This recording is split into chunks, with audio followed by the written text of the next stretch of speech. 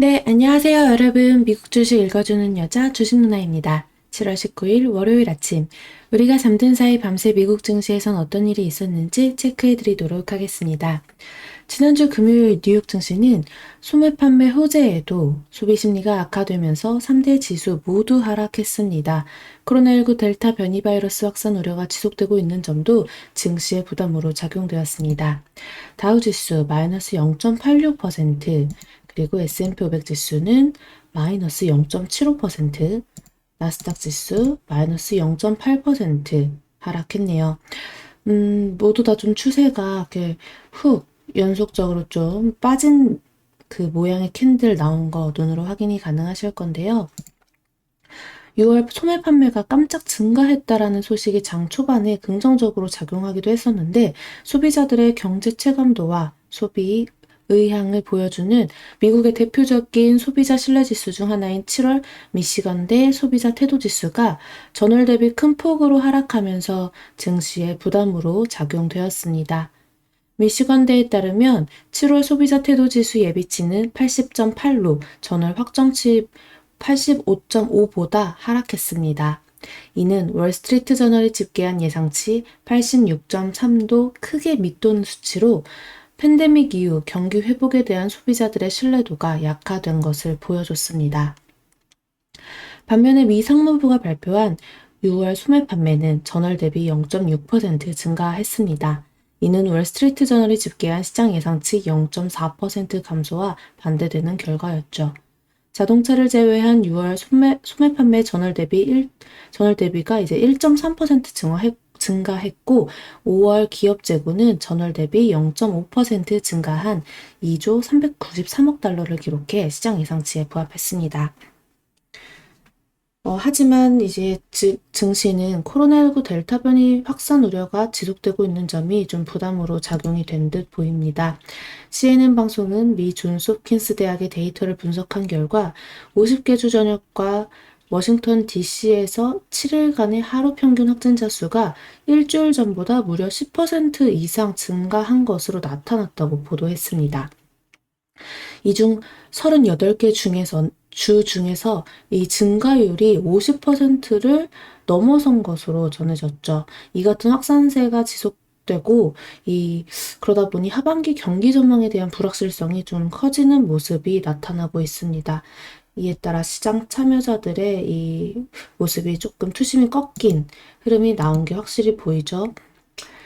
그리고 또 제롬 파월 페드 의장이 지난주 14일에서 15일 이틀간 의회에 출석해서 자산 매입 축소인 테이퍼링을 위한 페드의 기준인 상당한 추가 진전을 이루는 데는 여전히 멀었다라고 진단을 했었죠. 이 발언은 페드가 여전히 정책을 서둘러 변경하지 않을 것이라는 점을 시사하고 있습니다. 제니 옐런 미 재무장관 역시 전날 가파른 인플레이션이 향후 몇 달간 더 이어질 것이라며 중기적으로 인플레이션은 정상 수준으로 하락할 것이다 라고 언급했죠. 계속 이렇게 안심을 주고 있는데 하지만 이제 이번 주 미국 증시는 좀 이 시장 참여자들이 아무래도 기업들의 실적 발표랑 그리고 국채금리 움직임을 주시하지 않을까 봐야 할 것 같습니다. 지난주 실적을 발표한 은행주들이 대부분 시장 전망치를 웃돌면서 좋은 실적을 기록했었죠. 팩트셋 리서치에 따르면 S&P 500에 상장된 기업 가운데 지금까지 실적을 발표한 기업의 85%가 2분기 중 예상치를 웃도는 주당 순이익을 발표했습니다. 다만 일부 전문가들은 2분기에 나타난 기업들의 실적과 경제 성장률이 현재 고점에 있다며 다가올 3, 4분기에는 이 같은 기세가 꺾여 기업들이 상대적으로 부진한 흐름을 보일 수 있다라고 우려하고 있죠. 네, 그런 의견들이 지금 계속 나오고 있죠. 미 국채 시장은 기존 포지션의 조정과 신규 국채 발행의 감소 등 기술적 요인이 작용하고 있다는 분석이 크지만 경제에 대한 우려를 반영했을 수 있다라고 하는 해석도 있습니다. 특히 연준이 인플레이션을 우려해 정책을 너무 빨리 긴축할 경우 높은 인플레이션 속에 경기가 악화되는 스태그플레이션으로 치달을 수 있다라는 우려도 금리 하락의 한 원인으로 꼽히고 있죠. 10년물 국채금리는 1.3%를 다시 하향 돌파하며 1.29% 근방까지 내려갔습니다. 이는 지난 2월 수준입니다. 그만큼 채권 가격은 올랐다는 의미죠. 국채시장이 경기 침체 가능성을 경고하는 것이라며 떨어지는 금리가 반갑지만은 않은 상황인 것입니다. 그동안 금리 하락은 성장주나 기술주의 호재로 작용했지만 전문가들은 금리가 1.25% 아래로 떨어지면 오히려 주가에 악영향을 줄 수도 있다라고 우려하고 있습니다. 우리 계속 10년물 국채금리도 한번 같이 체크를 해봅시다. 아까 말씀드린 스태그플레이션은 이 경기 불황이랑 물가 상승이 동시에 일어나는 상황입니다. 자, 그리고 또 이번 주 증시 일정 한번 좀 체크를 해보면요. 현지 시간, 이제 미국 시간 19일에 미국의 7월 전미주택 건설업협회 주택가격지수가 발표됩니다. 이번 실적으로 현재 미국의 주택시장 상황을 살펴볼 수 있을 전망입니다. 만약 주택시장 가열이 일시적이지 않을 경우 연준 내에서 주택 저당 증권을 축소하자는 이야기가 나올 가능성이 있습니다. 또 20일에는 상무부가 미국의 6월 신규 주택 착공 건수를 발표합니다. 현재 월가 전문가들은 지난 발표보다 늘어난 그 159만 7천 채가 집계될 것으로 전망하고 있는데요. 또 미국의 6월 주택 착공 허가 건수도 공개되는 점도 주시할 포인트입니다. 그리고 21일에는 IMF 세계 경제 전망 보고서가 나올 예정이고요. 한미일 외교 차관 협의회가 진행될 계획입니다. 이번 회의에서는 현재 전 세계 국가에서 화두로 떠오르고 있는 기후변화 문제와 코로나19 대응과 관련된 한미일 협력 방안이 논의될 것으로 보입니다. 또 22일에는 미국 부동산 중개인 협회가 미국의 6월 기존 주택 판매 건수를 공개합니다. 이번 기존 주택 판매 건수는 이전 집계치보다 소폭 높은 590만 채가 될 것으로 예상이 되고 있습니다. 또 이날 발표 예정인 주간 신규 실업보험 청구 건수는 지난 발표보다 낮은 35만 명으로 집계될 전망입니다.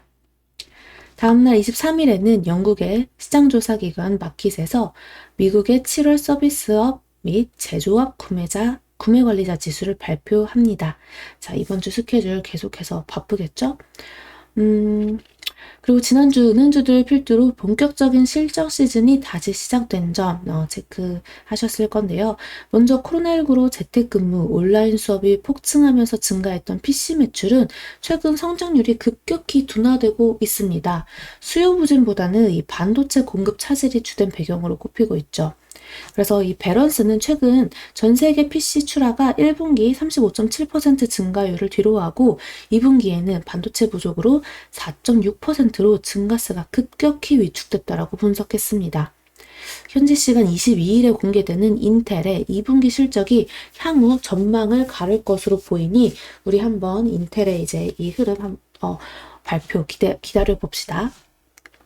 또 밸런스는 기업들의 IT 지출 증가율이 지난해 0.9%에서 올해 8.6%로 대폭 오를 것으로 전망했습니다. 이 예상이 맞아떨어진다면 델, 시스코 시스템스, 또 시게이트 테크놀로지, 웨스턴 디지털, 오라클 이런 종목 등의 이런 기업 등이 호재로 작용할 수가 있는 거죠. 이 때문에 현지 시간 19일에 이 발표할 IBM의 실적 발표도 관심 갖고 봐야 될 듯합니다.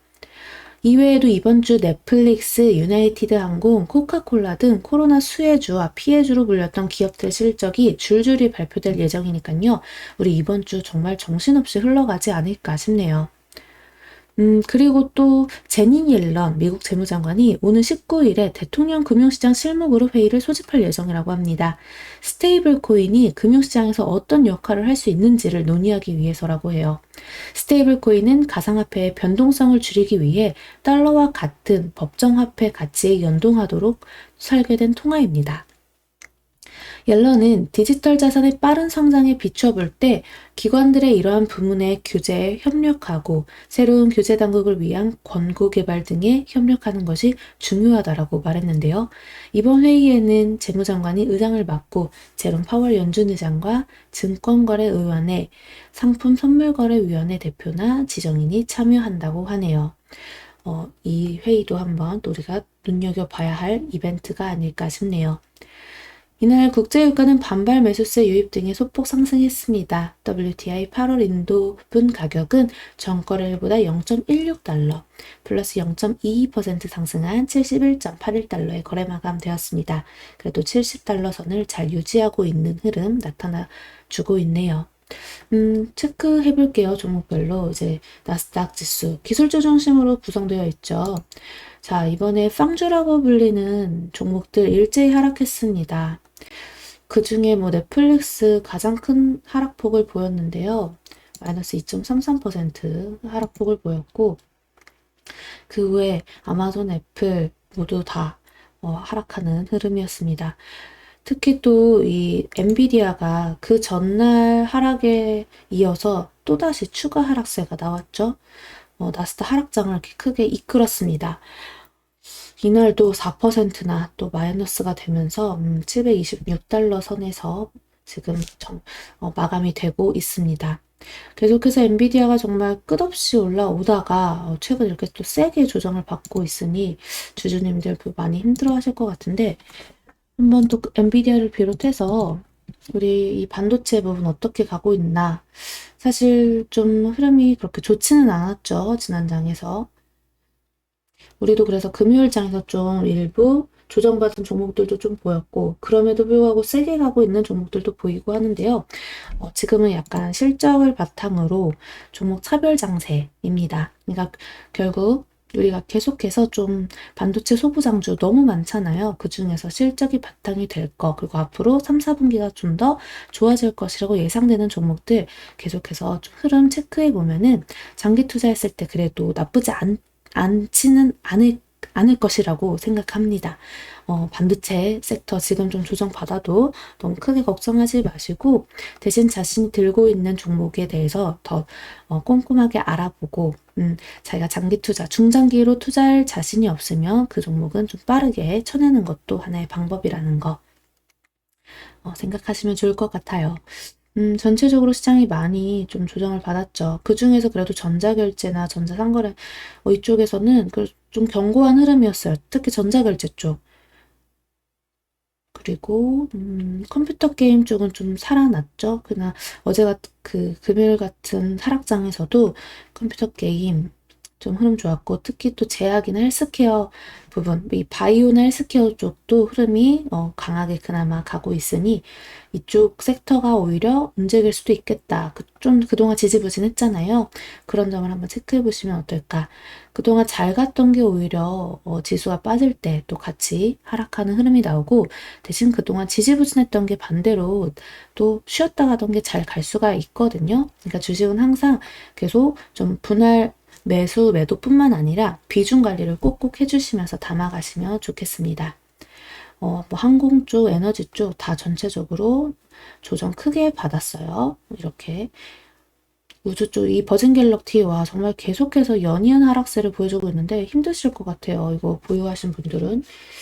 자, 우리나라에서 우주항공 섹터는 이렇게 가고 있지는 않으니까 크게 걱정은 안 하셔도 될 것 같고, 20일이죠. 네, 또 전 CEO 창업자죠.